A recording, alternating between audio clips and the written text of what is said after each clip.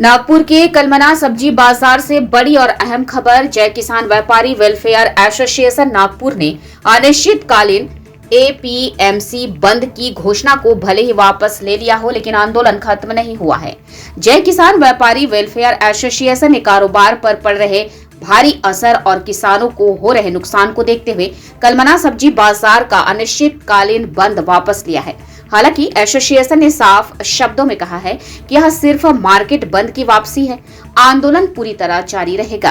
आंदोलनकारियों का कहना है कि जब तक एसोसिएशन की 6 प्रमुख मांगे पूरी नहीं होती, तब तक आंदोलन खत्म नहीं किया जाएगा। व्यापारियों ने चेतावनी दी है कि अगर मांगों को नजरअंदाज किया गया तो आंदोलन और उग्र होगा, यहाँ तक कि जान की बाजी लगाने से भी पीछे नहीं हटेंगे। एसोसिएशन का आरोप है कि एपीएमसी प्रशासन की नीतियों से व्यापारियों और किसानों दोनों का नुकसान हो रहा है और प्रशासनिक व्यवस्था पूरी तरह विफल हो चुकी है।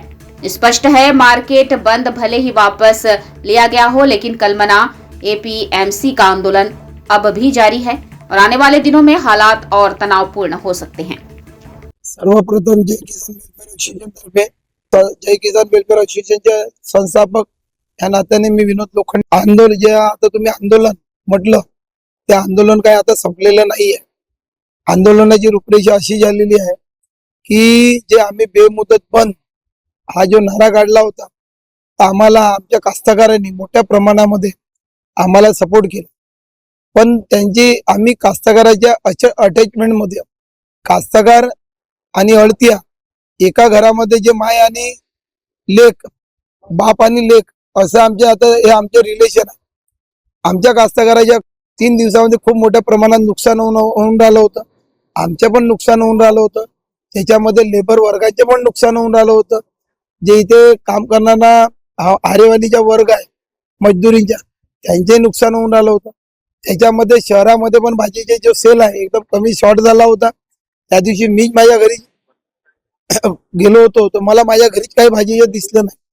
जेव्हा मी तो विचार केला, जेव्हा माझ्या घरीच मला भाजीचे दिसत नाही, तर माझ्या पूर्ण हा नागपूर शहर मला मी त्याच्याला कोण होतो की एवढ्या मोठ्या प्रमाणामध्ये नुकसान व्हायला पाहिजे बाबू।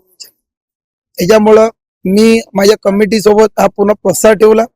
माझ्या पूर्ण कमिटीने हा प्रस्ताव मान्य केला की भाऊ आपण कास्तकाराचे नुकसान करू शकत नाही, लेबर वर्गाचे नुकसान करू शकत नाही, म्हणून आम्ही जो आमच्या बेमुदत बंदवाला जो शब्द दिला होता तो आम्ही कालच संपवला। की अशी कोणती सभापती महोदय सोबत चर्चा झालेली नाही। सभापती महोदयने आम्हाला एकच म्हटलं की तुम्हाला तुमच्यासाठी किती दुकानं पाहिजे ते तुम्ही आम्हाला एक रिक्वायरमेंट द्या, आम्ही तुमच्यासाठी तुम्ही जेवढे म्हणाल तुमच्यासाठी 4 एकर आमच्याकडे जागा तयार आहे। आम्ही म्हटलं आम्हाला ते कोणती तुम्ही 4 एकर सांगून राहिले त्याच्याबद्दल आधी तुम्ही आम्हाला माहिती द्या। मग माहिती दिल्याच्या नंतर काल आम्ही बघितलं, आम्हाला ती जागा व्यवस्थित वाटली आहे। अजूनही आमच्या त्याच्यामधले ज्या पूर्ण मागण्या आहे त्या मागण्याची काही कमिटमेंट अजून झालेली नाही आहे। अजून कोणतीच मागणी पूर्ण नाही झाली नाही, आमची काही कमिटमेंट झाली नाही। आमच्या मागण्या पूर्ण जोपर्यंत पूर्ण होत नाही, आमच्या ज्याही मागण्या जायच मागण्या आमच्या ज्या दिवशी पूर्ण मागण्या बंद होतील त्याच दिवशी आम्ही उपोषण बंद करू, नाही तर याच्यानंतर आणखी आम्ही इशारा देतो याच्यापेक्षा मोठं तीव्र आंदोलन होऊन जाईल। आता तर हा मरण उपोषण आत्मदान करून टाकू जोपर्यंत आमच्या मागण्या पूर्ण नाही होत। आता आत्मदानच्या आम्ही त्यांना सांगून राहिलो कृषी उत्पन्न बाजार समितीला, याच्यानंतर जे आमची जे समोरची स्टेप राहील एक तर आमरण उपोषण नाही तर आत्मदान, एवढं सांगून इच्छितो।